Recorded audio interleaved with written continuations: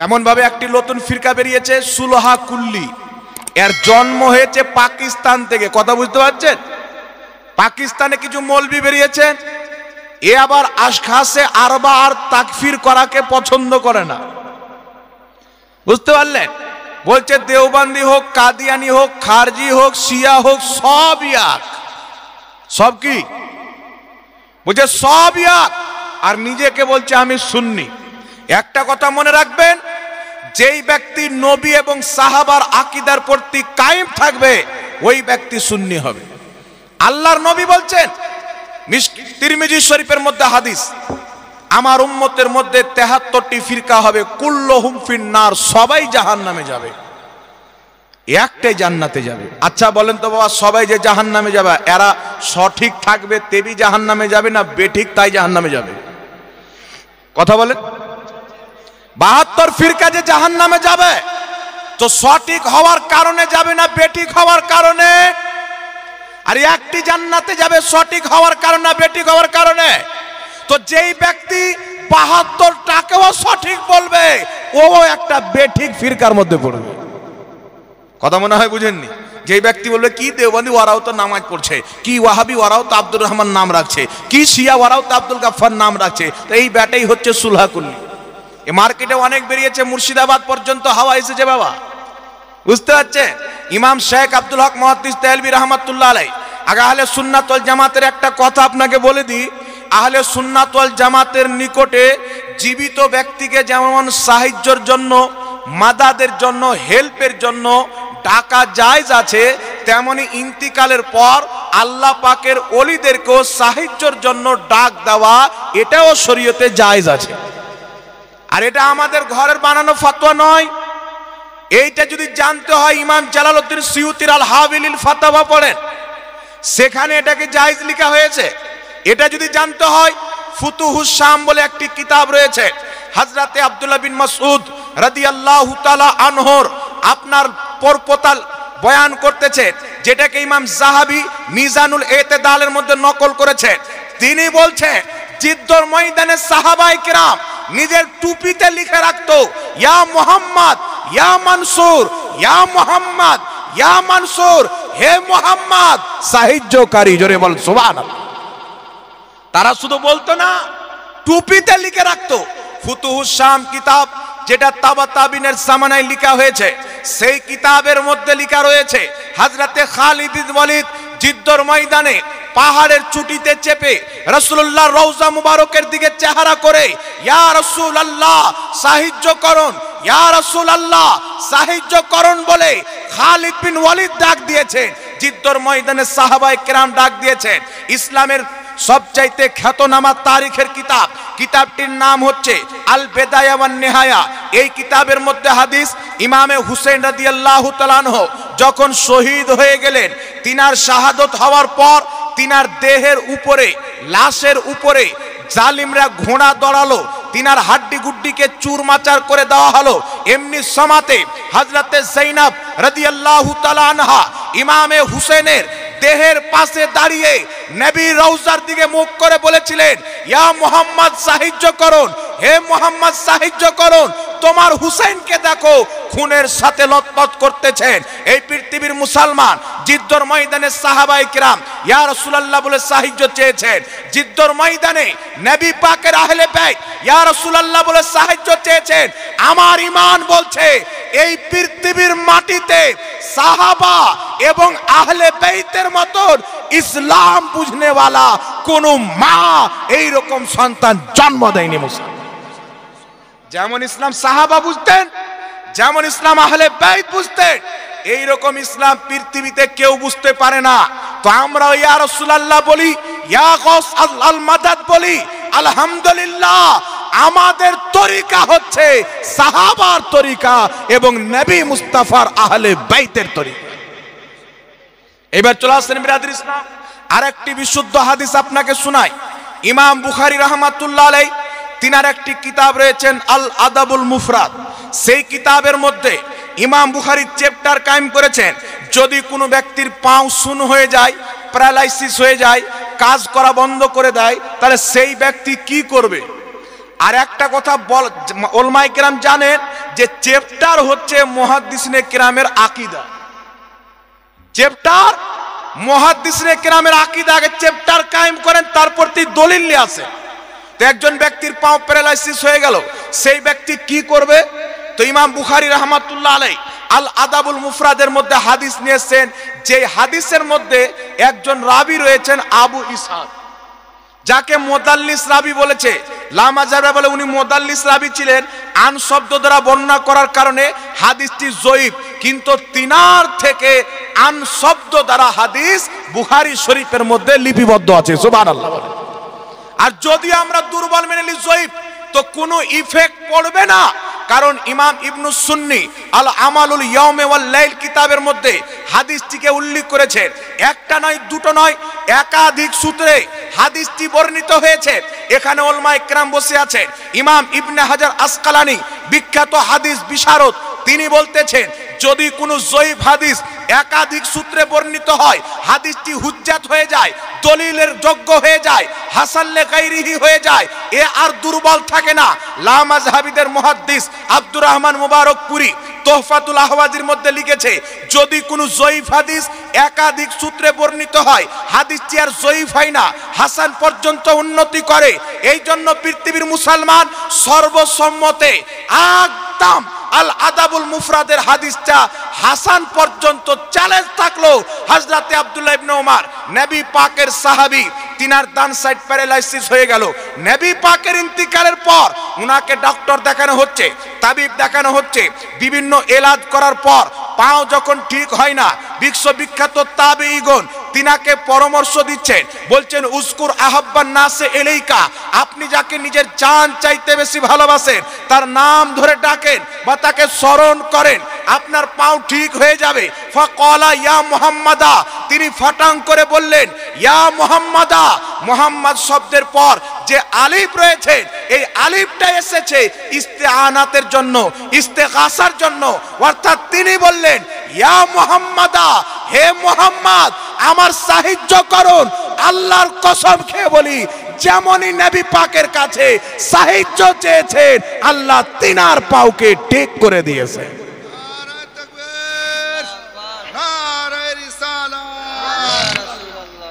যেমনই আর মুহাম্মাদা বলে সাহায্য চেয়েছেন, সঙ্গে সঙ্গে আল্লাহ তিনার পাওকে ঠিক করে দিয়েছেন।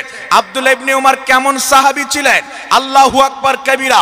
সাহাবায়ে কিরামের মধ্যে যিনি মুস্তাহিদ তাবকার সাহাবী ছিলেন, তিনাদের মধ্যে একজন আব্দুল্লাহ ইবনে উমর ছিলেন। জোরে বলতে হবে সুবহানাল্লাহ। শুধু তাই নয়, মুসলমান ইমাম নববী রাহমাতুল্লাহ আলাইহি আল আজকার কিতাবের মধ্যে এরকম হাদিস উল্লেখ করেছেন। লা মাযহাবিদের গুরু নবাব সিদ্দিক হাসান খাঁ গোপালী নিজের কিতাব নুজুলুল আবরারের মধ্যে লিখেছেন, হযরতে আবু বকর সিদ্দিকেরও একবার পাও বন্ধ হয়ে গেল, প্যারালাইসিস হয়ে গেল। হযরতে আবু বকর সিদ্দিক বললেন এই মুহাম্মদ সাহায্য করুন, তিনারও পাও ঠিক হয়ে গেল। হযরতে ওমর সহ একাধিক সাহাবায়ে কেরামের পাও বন্ধ হয়েছে, তিনারা ইয়া মুহাম্মাদা বলে সাহায্য চেয়েছেন। নবীকে ডাকার বরকতে আল্লাহ তিনাদের ব্যারামকে দূর করে দিয়েছেন। বল সুবহানাল্লাহ। আর এখন কিছু ময়দানের নোংরা আবর্জনা বেরিয়েছে, বলছে ইয়া রাসূলুল্লাহ বলে সাহায্য চাইলে শিরিক হয়ে যাবে, ইয়া গস বলে সাহায্য চাইলে শিরিক হয়ে যাবে। বেটা দলিল পেশ করো, ওই মুনাফিকের চরিত্র। বুখারী শরীফের মধ্যে হাদিস, এই আব্দুল্লাহ ইবনে ওমর বলছেন যে কিয়ামতের পূর্বে, মানে খারজিদের চরিত্র হলো, খারজি কারা? নিকৃষ্ট কিছু কম, যারা ইসলামের মধ্যে খারজি একটি দল বেরিয়েছিল, সবচাইতে নিকৃষ্ট। হযরতে আব্দুল্লাহ ইবনে ওমর বলছেন এমন কিছু লোক বের হবে, তারা মূর্তির প্রতি যেইগুলো আয়াত অবতীর্ণ হয়েছে কাফিরের প্রতি, মুশরিকের প্রতি, সেই আয়াতগুলি আম্বিয়া, আউলিয়া এবং মুসলমানদের উপরে ফিট করবে। কার উপরে ফিট করবে? আল্লাহ পাক কুরআন পাকে বলছেন আল্লাহ ছাড়া যাকে তোমরা ডাক দাও একটা খেজুরের ছিলকারও মালিক নয়। আচ্ছা বলেন তো, আমার নবী খেজুরের ছিলকার মালিক আছে কি নাই? খেজুরের ছিলকার দাম কিছু নাই, ফ্রিতে দিলেও মানুষ নিবে না। কিন্তু আমার নবী তো নবী, আল্লাহ তাবারাক ওয়া তাআলা নিজের আতাতে নবীর গোলাম জাহাঙ্গীরকে এই মোবাইলের মালিক বানিয়েছেন। সুবহানাল্লাহ হবে না? আল্লাহ নিজের আতাতে, আল্লাহ নিজের দানে। নবী তো নবী, আমার মতো পাপী বান্দাকেই মোবাইলের মালিক বানিয়েছেন, চার চাক্কা বাড়িনো গাড়ির মালিক বানিয়েছেন, জমির মালিক বানিয়েছেন, বাড়ির মালিক বানিয়েছেন। তাহলে কোনো গাধা যদি বলে আল্লাহ বলেছেন যাকে তোমরা ডাক দাও খেজুরের ছিলকারও মালিক নয়, ওই গাধা এই আয়াত নিয়ে যদি নবীর উপরে বা অলির উপরে ফিট করে, তো ওর মস্তিষ্কের বিকৃতি ঘটেনি তো কি হয়েছে? ওর ব্রেনে গোবর ঢুকেছে কি ঢুকেনি? বাবা একটা কথা বলেন। ওর ব্রেন ওয়াহাবিদের হাওয়াতে শুকিয়ে গেছে। একে বেরেলি শরীফের জাম পান করতে হবে। এই জন্য পৃথিবীর মুসলমান আমার নবীর ব্যাপারে কি এসেছেন? আল্লাহর নবী বলছেন ইন্নিমা ফাতিহা খাজাইনিল আরদ, নিশ্চয় আল্লাহ পাক জমিনের খাজানার চাবি কাঠি আমি নবী মুস্তাফার হাতে দিয়ে দিয়েছেন। জোরে বলতে হবে সুবহানাল্লাহ। এই হুজুর আসছেন নাকি? জমিনের খাজানার চাবি কাঠি আমি নবীর হাতে দিয়ে দিয়েছেন। আমার দিকে লক্ষ্য করেন বিরাদির ইসলাম, এ খারজি ওয়াহাবি মোহাম্মদ বিন আব্দুল ওয়াহাব নজদি যেইগুলি মূর্তির আয়াতকে নিয়ে নবীগণের প্রতি ফিট করে মুসলমানকে মুশরিক প্রমাণ করে 2 লাখ চাইতে বেশি মুসলমানকে আরবের মাটিতে হত্যা করেছিলেন।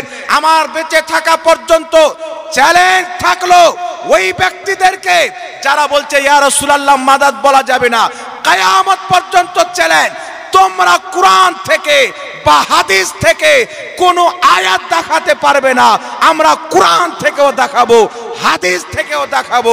সাহাবায়ে কেরামের আকীদা হলো নবীর কাছে মদদ চাওয়া জায়েজ আছে। জোরে হবে না সুবহানাল্লাহ? এখন অনেক দলিল আপনার সম্মুখে পেশ করলাম, আহলে সুন্নাত ওয়াল জামাতের বিজ্ঞ আলিমদের দলিল পেশ করব। যদি কোনো গায়ের মুকাল্লিদ বলে কোন ওলিকে মাদাদের জন্য ডাক দেওয়া যাবে না, ইয়া গস আল মাদাদ বলা যাবে না, আল্লাহর কসম খেয়ে বলি হুজুর তাজুস শরিয়ার ফাইজের বরকতে আল্লাহ এতটুকু নলেজ দিয়েছেন, তাদের ফতোয়ায় তাদের ঘরের কিতাব থেকে তাদেরকে যদি মুশরিক না প্রমাণ করতে পারি, মুসলমান বাংলার জমিনে ওয়াজ করবে। যারা বলে ইয়া গস আল মাদাদ বলা যাবে না, ইয়া রাসূল আল মাদাদ বলা যাবে না, দেওবন্দীদের কিতাব পড়েন। আর ওয়াহে সালাসার মধ্যে লিখতেছে দেওবন্দ মাদ্রাসার 2 জন মৌলবীর মধ্যে ঝগড়া হলো, তো কাসিম নানওতাবি নিজের কবর থেকে বেরিয়ে এসে 2 জনের মীমাংসা করে আবার কবরে চলে গেল। তো তোর বাপ যদি কবর থেকে এসে মাদাদ করতে পারে, তো রাসূলে পাক কেন করতে পারবে না? এটা যদি শিরিক হয় তো এটা তো তিরপাল ডবল শিরিক হবে নাকি বলে? লা মাযহাবি বলছে বলা যাবে না। শুনেন, লা মাযহাবিদের গুরু ওয়াহিদুজ্জামা, এই লা মাযহাবিদের চরিত্র হলো যদি তাদের বাপ দাদার কিতাব থেকে দেখান তাহলে রাস্তাতে গিয়ে আব্বা চেঞ্জ করে দেয়, বলে এটা আমাদের মৌলবি ছিল না।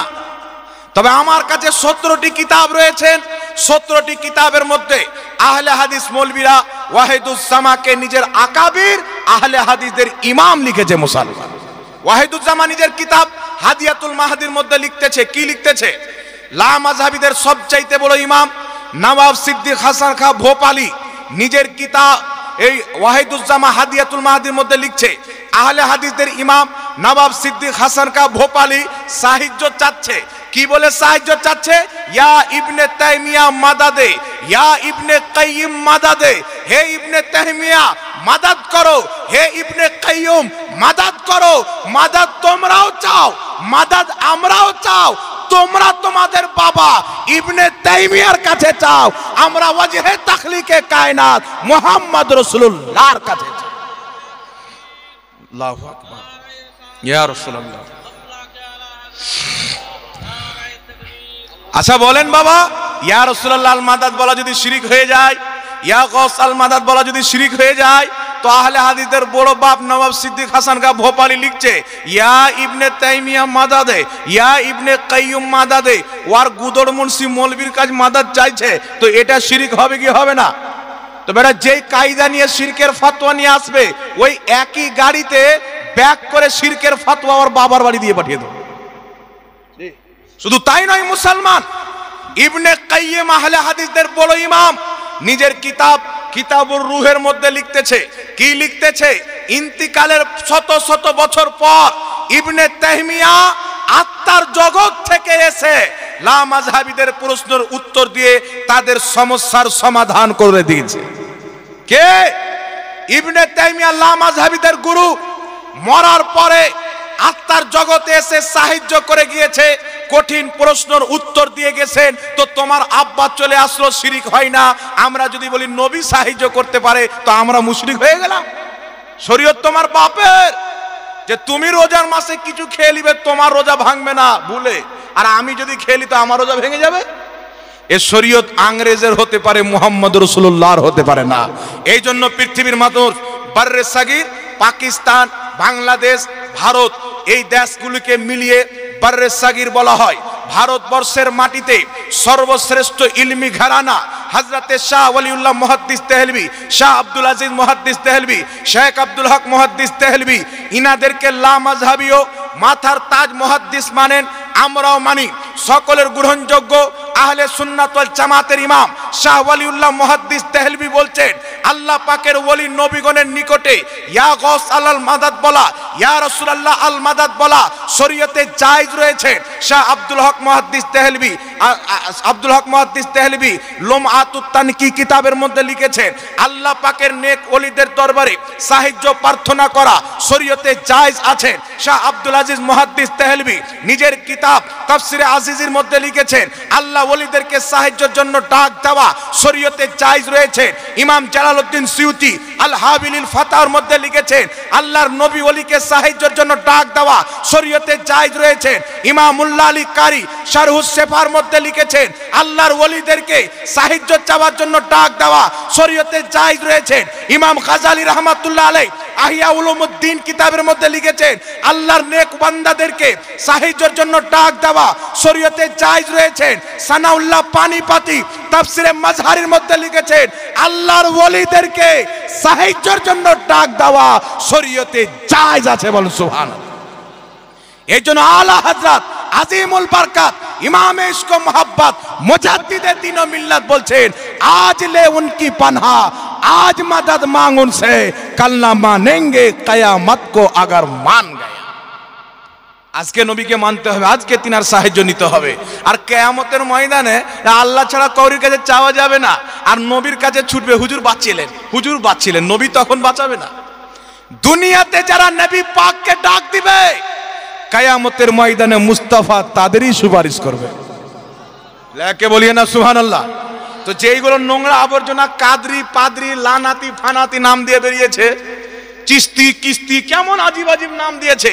চিস্তি শব্দ হচ্ছে পবিত্র শব্দ, কাদরি শব্দ হচ্ছে পবিত্র শব্দ, কিন্তু এই পবিত্র শব্দ লাগিয়ে তার ব্রেনের মধ্যে এত নোংরা আবর্জনা ভরা আছে। বলছে ইয়া গৌসাল মাদাদ বলা শিরিক। বাহজাতুল আসরার বলে একটি প্রসিদ্ধ কারামতের কিতাব আছেন গৌস পাকের, সেই কিতাবের মধ্যে গৌস পাক বয়ান করেছে যে যদি আমার কোনো মুরিদ পশ্চিম প্রান্তরে থাকে আর আমি যদি পূর্ব প্রান্তরে থাকি, আর আমার সেই মুরিদ যদি, আমি যদি গৌস পাক চাই, আল্লাহ আমাকে এত শক্তি দিয়েছেন, তার হাঁটু থেকে কাপড় যদি উঠে যায়, আমি গৌস পাক সেটাকেও নামিয়ে দিতে পারি। নামিয়ে দিব আলাদা ব্যাপার, আর নামিয়ে দিতে পারি আলাদা ব্যাপার আছে কথা। এই মাইক নিয়ে আমি ওয়াহাবিদের 14 গোষ্ঠীর মাথা ফাটিয়ে দিতে পারি। ওয়াহাবি বলছে যে ফাটান তো, এটা বোকামূলয়, ফাটি আমি জেল খাটবো। তো যে করতে পারবে সেটাকে করতেই হবে, এটা ওয়াহাবিদের ধারণা। বলছে গৌস পাক যদি এটা করতে পারে, তাহলে মক্কা মদিনাতে ওয়াহাবিদের হুকুমত আসলে চেঞ্জ কেন করে দিতে পারছে না? তো তোর ওলিয়া উলিয়া কি তোর বাবার গোলাম আছে যে তুই যেটা চাইবি ওটা করে দিবে? ওদেরকে আল্লাহ ইলহাম করে, ওদের যখন ইচ্ছা করে কারামত তখন দেখায়। আচ্ছা চিন্তা করেন বাবা, আচ্ছা বলেন তো, সমস্ত নবীর মধ্যে সর্বশ্রেষ্ঠ শক্তিশালী পাওয়ারফুল সম্মানিত নবীর নাম কি? মুহাম্মদ রাসূলুল্লাহ, তাই না? আমাদের নবীর, নবীগণের মধ্যে আমাদের নবীর যেমন তুলনা নাই, সমস্ত নবীর উম্মতের মধ্যে আমার নবীর উম্মতেরও কোনো তুলনা নাই। সমস্ত নবীর উম্মতের ওলিকে আল্লাহ যা শক্তি দিয়েছেন, কুদরত দান করেছেন, মুহাম্মদ রাসূলুল্লাহর ওলিকে আল্লাহ তার চেয়ে বেশি দান করেছেন। জোরে হবে না সুবহানাল্লাহ। এখন একটি কোরআন পাক থেকে দলিল নেন, আল্লাহ ওয়ালারা পূর্ব প্রান্তর থেকে পশ্চিম প্রান্তর পর্যন্ত সাহায্যের জন্য আসা, এটা কোরআন থেকে প্রমাণিত। কিন্তু খোদা जब दीन लेता है तो अकल अपने आप बर्बाद हो जाती है। বুঝতে পারছে? কুরআন থেকে প্রমাণিত। কুরআনুল কারীমের মধ্যে রয়েছে আল্লাহ তাবারাক ওয়া তাআলার প্রিয় পয়গম্বর হযরতে সুলাইমান আলাইহিস সালাম বিলকিসকে যখন ইসলামের দাওয়াত দিলেন, কিছুক্ষণের মধ্যে বিলকিস নিজের সিংহাসন থেকে বেরিয়ে এসেছেন। কম বেশি 1 মাসের দূরের রাস্তা, নাকি 1 মাস দূরের পথ অতিক্রম করে বিলকিস আল্লাহর নবী সুলাইমান আলাইহিস সালামের নিকটে মাত্র কয়েক মিনিটের মধ্যে ঢুকবে। কোরআন শোনাচ্ছে, একটু লক্ষ্য করে শুনেন। আল্লাহর কালাম ওলিদের ব্যাপারে কি আকীদা দিচ্ছেন। হযরতে সুলাইমান আলাইহিস সালাম বলছেন, তোমাদের মধ্যে কে আছে যে বিলকিসের আমার দরবারে পরিবেশ হওয়ার পূর্বে তার সিংহাসন হাজির করে দিবে? এ বাবা চাচা, কথা বলিয়ে না, যাবেন তো চুপচাপ চলে যান। এই আমার দিকে লক্ষ্য করেন, বিলকিস কিছুক্ষণের মধ্যে ঢুকবে। 1 মাসের পথ অতিক্রম করে এসেছেন, কিছুক্ষণের মধ্যে ঢুকে যাবে বিলকিসের সিংহাসন। ওই জামানার তেজ রাফতার সাওয়ারির 1 মাস কম বেশি দূরে ছিল।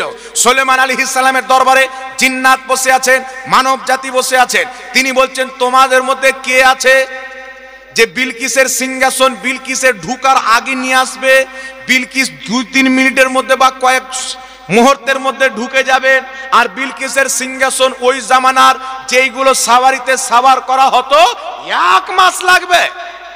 কেউ পারবে বাবা? এই কথা বলেন, পারবে? পারবে? আল্লাহ কোরআন পাকে বলছেন, একজন জিন্নাত দাঁড়িয়ে গেল। জিন্নাত দাঁড়ানোর পর আল্লাহ তাবারাক ওয়া তাআলার নেক বান্দা এবং নবী সুলাইমান আলাইহিস সালামকে বলছেন, হুজুর আপনি আমাকে অনুমতি দেন, আপনার এই জায়গাতে উঠার আগে বিলকিসের সিংহাসন হাজির করে দেন। মানে ধরেন ও 2-2.5 ঘন্টা সময় চাইলো, 1 মাসের দূরি, 2-2.5 ঘন্টা যাবে। কে? জিন্নাত। সুলাইমান আলাইহিস সালাম বলছেন, না, এর পূর্বে কে নিয়ে আসতে পারবে? আর একজন ব্যক্তি দাঁড়িয়ে গেলেন, তিনি কিন্তু জিন্নাত ছিলেন না। ওই লোকটি দাঁড়িয়ে কি বলছেন জানেন? আল্লাহ কোরআন পাকে বলছেন, একজন ব্যক্তি দাঁড়ালেন, ক্বালাল্লাযী ইনদাহু ইলমুম মিনাল কিতাব। একজন ব্যক্তি দাঁড়ালেন যাকে আল্লাহ পাক কুরআন কিতাবের জ্ঞান দান করেছিলেন। সুলাইমান নবীর প্রতি যে কিতাব নাজিল হয়েছিল, তাকে আল্লাহ কিতাবের জ্ঞান দান করেছিলেন। তিনি দাঁড়ানোর পরে কি বলছেন? আনা আতিকা বিহি ক্বাবলা আইয়ারতাদ্দা ইলাইকা তারফুক। হুজুর আপনি আমাকে অনুমতি দেন, আপনার চোখের পলক বন্ধ করে খোলার পূর্বে বিলকিসের সিংহাসন আপনার দরবারে হাজির করে দেব। লেকে বলিয়ে সুবহানাল্লাহ। গস পাকের ক্ষমতার ব্যাপারে জিজ্ঞাসা করছো? আগে সুলাইমান নবীর উম্মতের ওলির খবর নাও তো। নবীর উম্মতের ওলিদের সর্দার গস পাকের কি শক্তি হবে? যিনি দাঁড়িয়েছিলেন, জিন্নাত ছিলেন না, ফারিস্তা ছিলেন না, মালায়েকা হুর গিলমা ছিলেন না, তিনি ছিলেন আসিফ বিন বারখিয়া। সুলাইমান আলাইহিস সালামের উম্মতের একজন ওলি মানুষ ছিলেন, আল্লাহর ওলি ছিলেন। জিন্নাত যেই কাজ করতে পারলো না, 2-2.5 ঘন্টা টাইম চেয়ে নিল। সুলাইমান আলাইহিস সালামের উম্মতের ওলি বলছেন, হুজুর আমাকে অনুমতি দেন, চোখের পলক বন্ধ করে খোলার পূর্বে হাজির করে দিব। সুলাইমান আলাইহিস সালাম অনুমতি দিলেন। পলক ঝাপকে দেখছেন বিলকিসের সিংহাসন সামনে পড়ে আছে। পৃথিবীর মানুষ আপনাকে জিজ্ঞাসা করতে চায়, যদি সুলাইমান আলাইহিস সালামের উম্মতের ওলির এত শক্তি হয় যেটা জিন্নাত করতে পারে না, চোখের পলক বন্ধ করে খোলার পূর্বে 1 মাসের দূর থেকে বিলকিসের সিংহাসন নিয়ে এসে সুলাইমান নবীর সাহায্য করতে পারে, বাগদাদের গাউসে আজম হাজারো কিলোমিটার দূর থেকে নিজের মুরিদের খবর রাখতে পারে। জোরে হবে না সুবহানাল্লাহ? কিন্তু ব্রেনে যখন নোংরা আবর্জনা ঢুকে যায়, ওয়াহাবিয়াতের হাওয়া লেগে যায়, আলা হাজরাতের মসলাতে যখন ভুল খুঁজতে যায়, তখন তার পা আর জমিনে থাকে না, সমুদ্রে চলে যায়। আর সমুদ্রে গিয়ে ভেসে বেড়ায় না, তলে ডুবে যায়। আম তো চলে যায়, বেটার ছালাও চলে যায়। এই জন্য পৃথিবীর মুসলমান বর্তমান জামানাতে 72 ফিরকা থেকে ঈমান যদি বাঁচাইতে হয়, বরেলির আহমদ রাজার মাসলাককে মানতে হবে। যেই মাসলাকে বাগদাদের গাউসকেও পাওয়া যাবে, কারবালার ইমামে হুসেনকেও পাওয়া যাবে, মদিনার মুহাম্মদ রাসূলুল্লাহকেও পাওয়া যাবে। এতদিন থেকে মানুষ দলিল খুঁজে পায় না, কুরআন পাকের মধ্যে রয়েছে যে আল্লাহর ওলিরা কি করতে পারে। আচ্ছা বলেন বাবা, সুলাইমান আলাইহিস সালামের ওলি 1 মাসের দূরের পথ চোখের পলক বন্ধ করে খোলার পূর্বে। এখন বলেন তো বাবা, এটা কোরআন পাকে না থাকলে কেউ বিশ্বাস করতো? যারা ইমানদার আল্লাহ তাদেরকে বিশ্বাস করিয়ে নিত। যারা আমরা ইমানদার বিশ্বাস করি, গস পাক নিজের মুখে বলেছেন, বিশুদ্ধ সনদে বর্ণিত, এটা আমরা বিশ্বাস করি উনি মাগরিবে যদি থাকেন তো মাশরিক পর্যন্ত কাজ করতে পারেন। 1 মাসের দূরি বাবা, মাগরিব মাশরিক তো হয়েই যায় না, কি বলে? 1 মাসের দূরি কুরআন থেকে তো ওলিদের কারামত প্রমাণিত।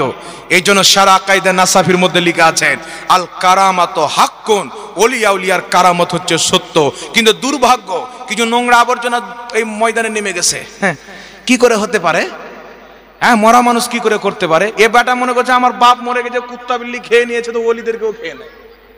ইমাম মুল্লা আলী কারি লিখছেন, আল্লাহর নেক বান্দারা যখন ইন্তিকাল করে আল্লাহ পাক তাদেরকে রুহের শক্তির দেহ দান করে। সুবহানাল্লাহ বলে। জিসিমের শক্তি দিয়ে যেই কাজ করা অসম্ভব, রুহানি শক্তিতে সেই কাজ করা সম্ভব। সুবহানাল্লাহ বলেন। একজন ব্যক্তি যদি চায় আমি আমার দৈহিক শক্তি নিয়ে বহরমপুর থেকে 1 মিনিটের মধ্যে একটা জিনিস নিয়ে আসবো, পারবে? পারবে? কিন্তু রুহানি শক্তি দিয়ে আসিফ বিন বারখিয়া 1 মাসের দূরি থেকে বিলকিসের সিংহাসনকে হাজির করে দিলেন। এই জন্য পৃথিবীর মুসলমান আল্লাহ পাকের নেক বান্দাদেরকে ইন্তিকালের পর আল্লাহ তাবারাক ওয়া তাআলা তাদেরকে আপনার রুহানি শক্তি দান করেন। তারা ইন্তিকালের পরে নিজের আপনজনকে চিনতে পারেন এবং তাদের সাহায্য করে থাকেন। এটা আমি বলতেছি না, এটা ইমাম মুল্লা আলী কারি একটা দুটা নয়, 2.5 লক্ষ হাদিসের হাফিজ বলেছেন। জোরে বলেন সুবহানাল্লাহ। আর ইনি মক্কা মদিনার ইমাম ছিলেন। রাজকে বেরিয়েছেন বাবা, কিতাবটির নাম হচ্ছে ফাতহুল বারি। এখানে উলামায়ে কেরাম বসে আছেন, সবাই জানেন ফাতহুল বারি ওয়াহাবিও ছাপায়, দেওবন্দিও ছাপায়, কিন্তু দুর্ভাগ্য হচ্ছে বেটারা ইনকামের জন্য ছাপায় আর আমরা পড়া মানার জন্য কিনি। ফাতহুল বারির মধ্যে ইমাম ইবনে হাজার আসকালানী রাহমাতুল্লাহ আলাইহি লিখছেন, আল্লাহর নবীর ইন্তিকালের পর ইমাম ইবনে হাজার আসকালানী বলছেন, আমাদের আসলাফগণ সালাফগণ আল্লাহর নবীকে স্বপ্নে দেখেছেন এবং ডাইরেক্টও দেখেছেন। ফাতহুল বারির মধ্যে লেখা আছে আল্লাহর নবীকে স্বপ্নে দেখেছেন এবং ডাইরেক্ট দেখেছেন। আল্লাহর নবী ইন্তিকালের পর ডাইরেক্ট আসলাফদেরকে সাক্ষাৎ দিয়ে মুলাকাত করিয়ে জিয়ারত করিয়ে তাদের কঠিন কঠিন প্রশ্নের সমাধান করে আমার নবী মুস্তাফা ইন্তিকালের পরেও সালাফদেরকে সহযোগিতা করেছেন। সুবহানাল্লাহ। কিন্তু করবে কি বাবা? নবী তো ইমানদারদের সহযোগিতা করবে। যাদের ইমানকে বিক্রি করে দিয়েছে, টেढ़ায় একা বেকা হয়ে গেছে, জং লেগে গেছে, কোনো কাজেই লাগে না। আচ্ছা বলেন তো বাবা, একটা গাড়ির রিং যদি টেढ़া হয়ে যায় তো চাক্কাটা ঠিকঠাক চলবে না? করবে। ইমান টেढ़া হয়ে গেছে, তো ইমান টেढ़া হয়ে গেছে, তোমার সাহায্য করে না নবী, তাহলে নবীকে সাহায্য করতে পারবে? বলা হচ্ছে শিরক। কিয়ামতের সকাল পর্যন্ত চ্যালেঞ্জ থাকলো, সূর্য পূর্ব দিক থেকে পশ্চিম দিকে একদিন উদিত হবে, কিন্তু ইয়া রাসূলুল্লাহ আল মাদাদ, ইয়া গাস আল মাদাদ বলা যদি কোনো লামাযহাবী, যদি কোনো দেওবন্দি শিরক প্রমাণ করে, আল্লাহর কসম খেয়ে বলি তাদের যুক্তিতে তারা নিজেই মুশরিক প্রমাণিত। আচ্ছা বলেন, হযরত শেখ আব্দুল হক মুহাদ্দিস দেহলভী রাহমাতুল্লাহ আলাইহিকে লামাযহাবী মুসলমান মানে কি মানে না? জয় বলেন, মানে কি মানে না? হুজুর চলে আসে।